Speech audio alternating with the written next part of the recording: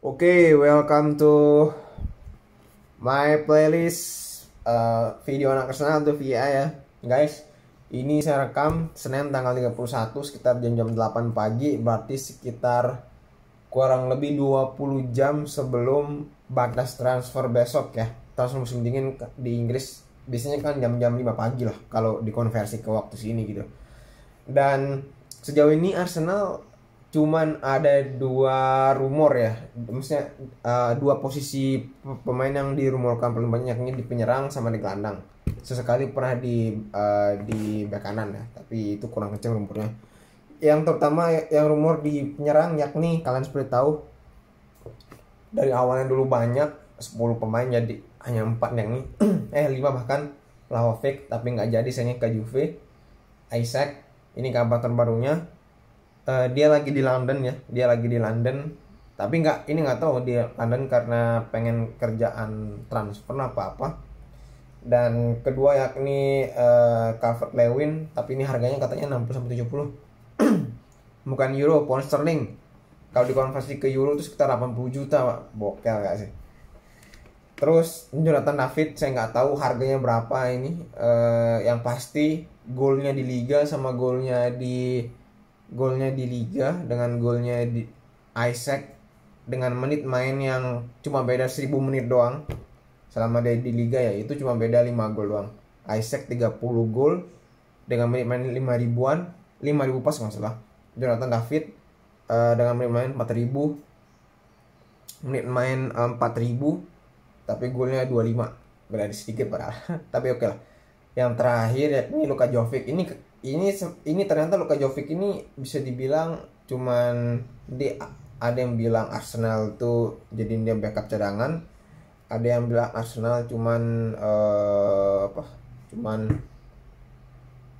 pengen dia tapi bukan opsi yang paling belakang lah intinya.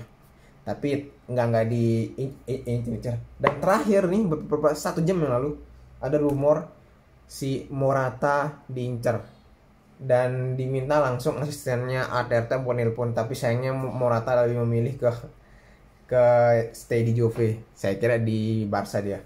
Dan untuk gelandang itu kan rumornya ada 4 awalnya. Bruno Neves,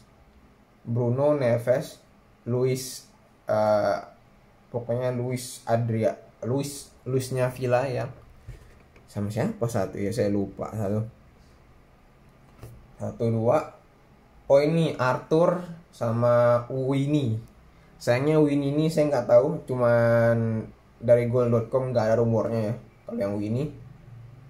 Kalau yang Arthur sudah mau tahap tanda tangan, cuman karena Arsenal diminta buat minjem 1,5 tahun yang which is sebenarnya nggak buru-buru banget, tapi itu Arsenal sayang sekali ya, mungkin karena gajinya yang terlalu gede apa gimana makanya ditolak. Terus Luis Adriano sama Neves sama Guimares ini ternyata pengen dijadiin target buat musim panas ternyata.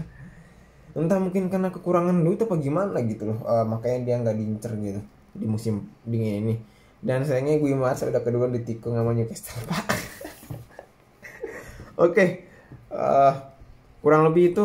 Tapi sedikit rumor sih di bek kanan yakni Jet Spence ya, pemain Nottingham yang saya suka mainnya, dalam artian saya suka gaya mainnya yang cukup imbang yang antara menyerang sama bertahan dari beberapa videonya di YouTube. Cuman saya ragu aja, ini kan pemain divisi 2 Inggris gitu loh. Please dah, ini divisi 2 gitu. Bagus-bagusnya divisi 2. Ingat aja Buendia loh, kandang serang divisi 2 Norwich juara divisi 2 kemarin.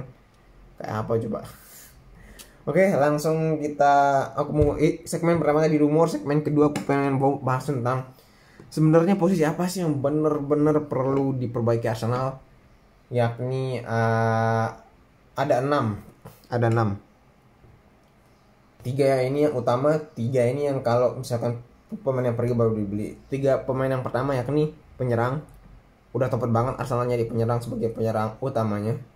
Tapi yang kedua itu di bagian gelandang, entah bertahan ataupun gelandang center lah. Pokoknya di bagiannya Partey sama Lokonga gitu loh. Di posisinya Partey sama Lokonga. Sama yang terakhir tuh pelapis bek kanan Pak. Waduh nih. Oke, saya mulai dari penyerang. Penyerang rekomendasi saya adalah pertama itu apa namanya? Soal posisi ini gue. Apa sih namanya yang kecil di Inter tuh? Saya lupa namanya. Pokoknya penyerang Inter yang dari Argentina tuh, yang kecil itu diincar Arsenal loh kemarin. Cuman karena dilihat harganya terlalu kemahalan, sedangkan Arsenal pasti udah ngeluarin 165 juta euro ya, euro.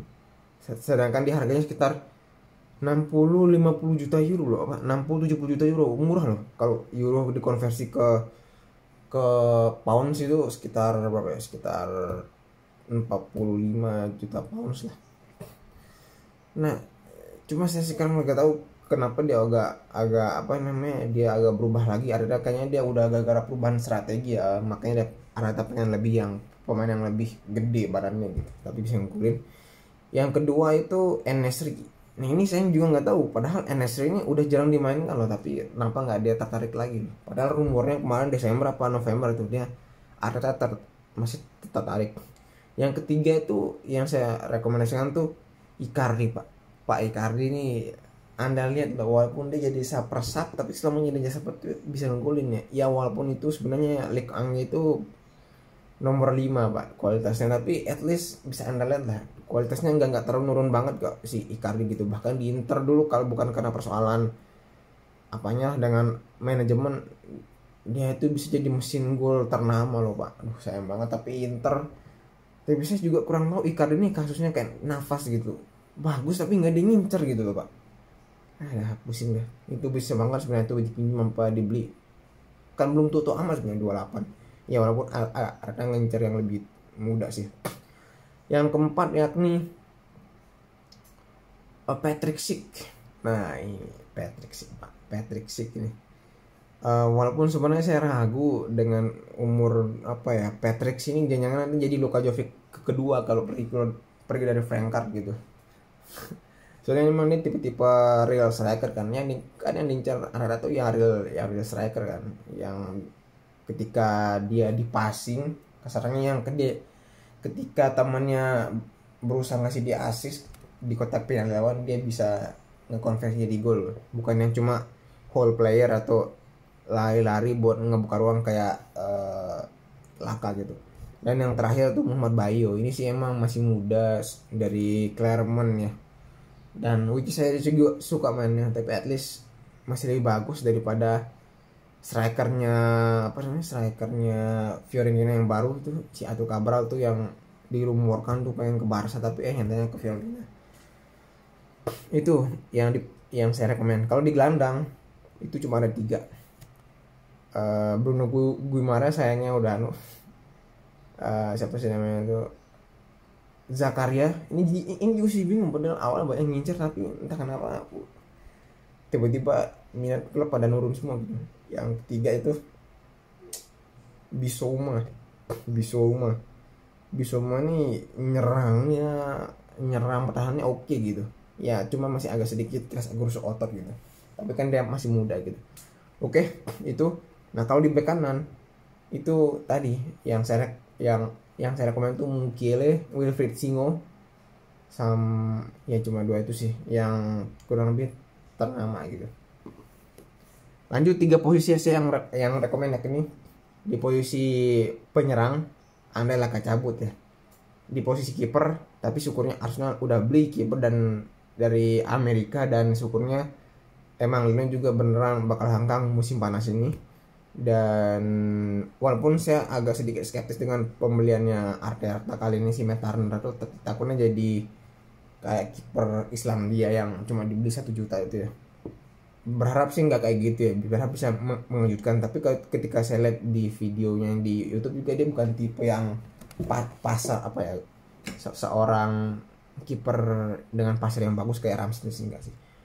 Terus yang ketiga itu adalah posisi jenengnya pasar ya di posisinya sayap. Andai misalkan PP out, soalnya kalau Auba out itu di posisi sayap kiri itu masih bisa Huni sama Gebi atau PP. Kalau misalkan PP sebagai sapa-sapa di kanan juga Saka, sapa-sapanya PP. Kalau nggak Smith-Rowe di tengah ya Smith-Rowe sama Odegaard lah, bisa gantian gitu. Itu maksudnya. Nah di posisi 6 itu, dan so far aku masuk ke segmen 3. Andai Arsenal tidak beli sama sekali pemain, bagaimana ke depannya? Oke. Nih, mau beritahu ya. Berarti nanti starting line-nya Arsenal tuh kayak gini kurang lebih. Yang seperti starting line up-nya pas lawan City. Kiri Tierney, walau which is yang saya berharapnya Tavares sebenarnya. Back kanannya itu ya mainin Tierney kalau main klub besar aja, tapi Tavares kalau lawan klub ke bawah. Duo benteng Gabriel sama White seperti biasa. Kalau misalkan lagi satunya cedera bisa digunakan holding ya. Dan tidak tahu siapa juga kalau misalkan nanti yang cedera gitu. Karena pelatihnya sekarang cuman stockback cuma 3 pak. Mari Campers yang juga bisa di tengah tuh udah dicabut gitu. Terus kanan itu cuman ada Tomiyasu sama siapa sih namanya itu si Cedric. Tapi karena keduanya cedera, kemungkinan 1-2 match ke depan masih White di situ, nanti di posisinya White diganti sama Holding. Kipernya masih Ramsdale dengan pelapisnya si siapa sih, Leno. Oke, udah bagus.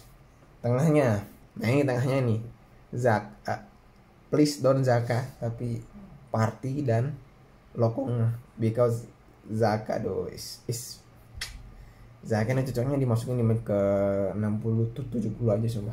Dimasukin ke 70-an ke atas lah, biar nggak terlalu ganggu permainan gitu. Karena sering kali buat kasar sampai ketemu merah gitu. Oke, Partey Lokongnya penggantinya Maitland-Niles kalau udah ini kan Mesir lagi udah masuk semifinal ya. Kalau misalkan pertengahan hari ini itu dia udah final dan besoknya masuk liga, it's okay. Terus Maitland-Niles sama El Neni sama Zaka pelabisnya yang which is semua nggak suspend atau cedera ya. Terus tengahnya yang gelandang serang itu Smith-Rowe, Odegaard atau Smith-Rowe. Nah sayap kanannya itu antara PP atau Saka. Sayap kirinya itu asumsi ini Auba udah jadi.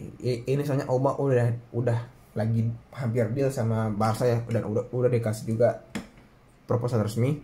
Itu bisa nanti di posisinya sayap gitu antara Gaby atau Smith-Rowe sesekali gantian.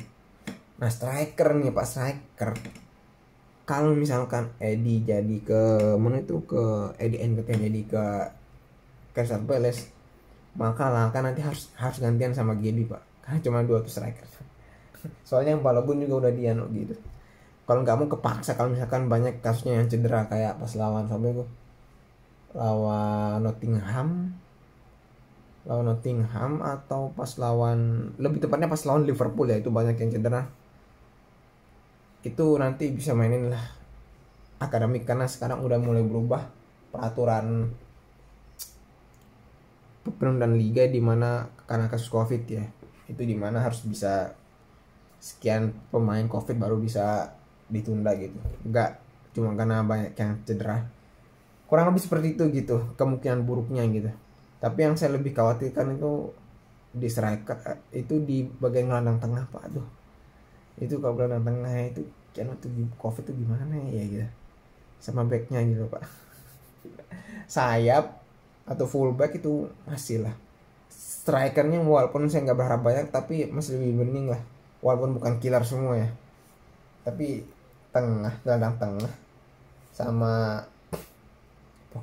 pokoknya di posisinya Smith-Rowe atau Odegaard buat gelandang tengah sama back. Nah itu paling waduh, ampun deh kalau misalkan COVID gitu kan atau cedera gitu. Oke, sorry agak panjang, tapi hope this will menghibur Anda gitu kan. Sekarang dari aku Vero,